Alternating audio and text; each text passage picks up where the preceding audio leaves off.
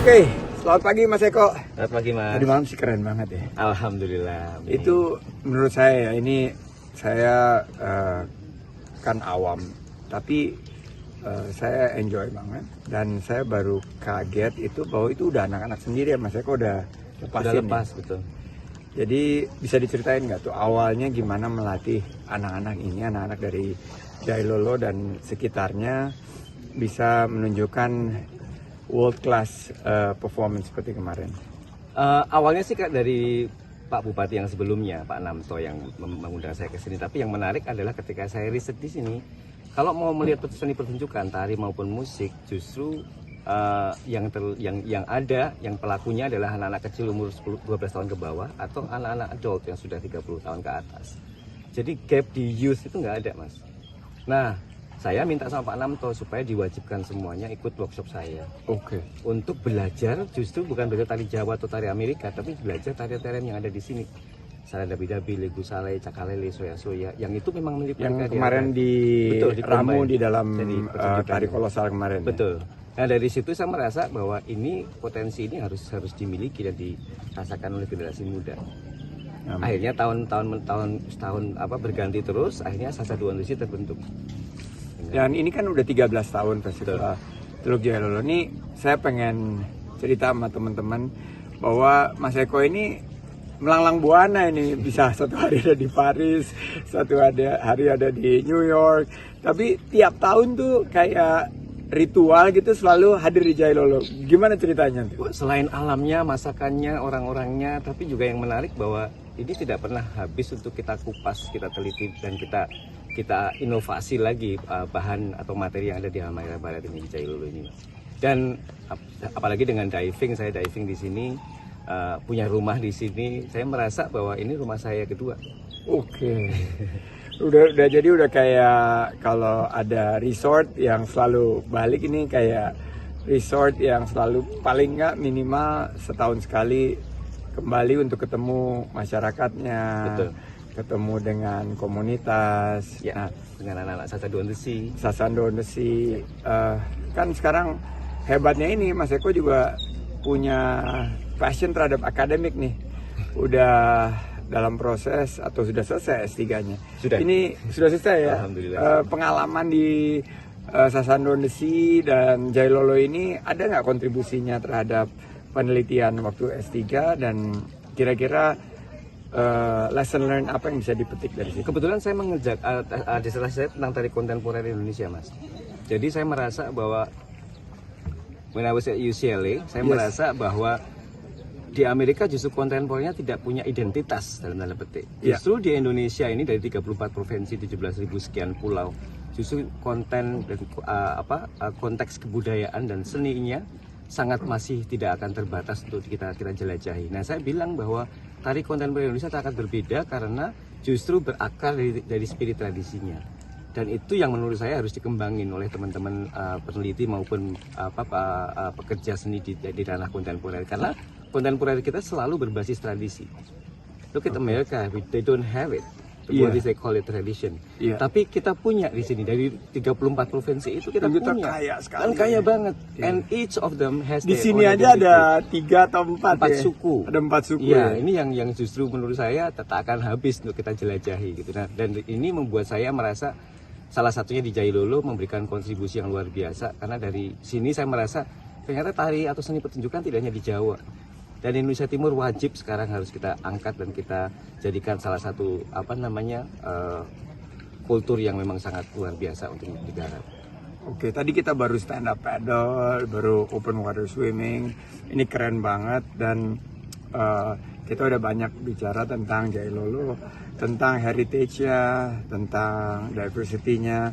Dan kita punya satu optimisme bersama ya bahwa Harus Jailolo ini akan jadi satu ikon dari seni budaya, seni pertunjukan Indonesia. Kalau lihat tadi malam dan festival Teluk Jailolo-nya mudah-mudahan akan terus berkembang. Amin. Nah, sekarang lebih personal nih, kan ada nama Eko PC. Nah, itu sampai ditaruh sebagai nama asli ya. Bisa diceritain nggak gimana awalnya?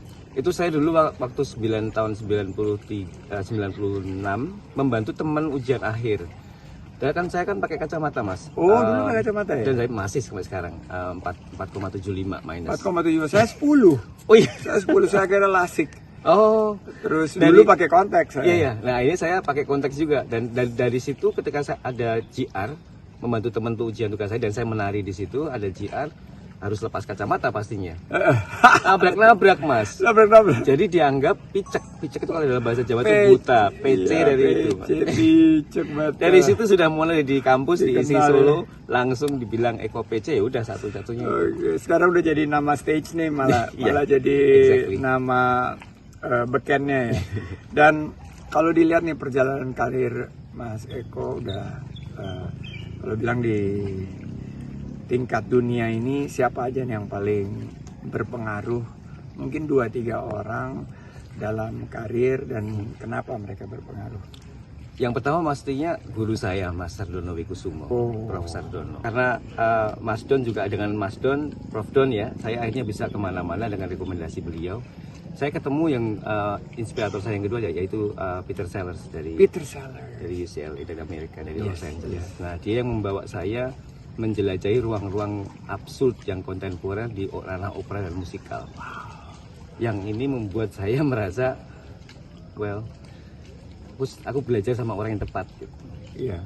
Dan kalau UCLA itu kan settingnya di Westwood ya. Betul. Kita ketemu benar Diversity dan freedom gitu. Betul. Kalau saya di sana tuh di kampusnya UCLA di Los Angeles, dan itu kalau Amerika punya ibu kota ekonominya New York, ibu kota politiknya Washington, ibu kota seni pertunjukan ada di Los Angeles. Arts dan pariwisata ada di Los Angeles. Yeah. Kalau dulu ceritanya kerja bareng collab sama artis besar yang sering saya baca sih Madonna, itu gimana awalnya tuh? Audisi sih, Mas, saya audisi saja karena ada teman yang ngajak. Di LA juga tuh? Di LA. Di Hollywood waktu itu kita audisi pertama. Dari 6.000 penari yang audition, kecerutin. hanya tinggal 4 yang dipilih di LA, ada 2 yang dari New York.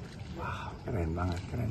Jadi itu dari 6.000 dikerucutin jadi tinggal 2, itu kan amazing banget. Nah, harapan Mas Eko nih untuk seni pertunjukan, kebetulan juga saya kan di ekonomi kreatif salah satu subsektornya adalah seni pertunjukan.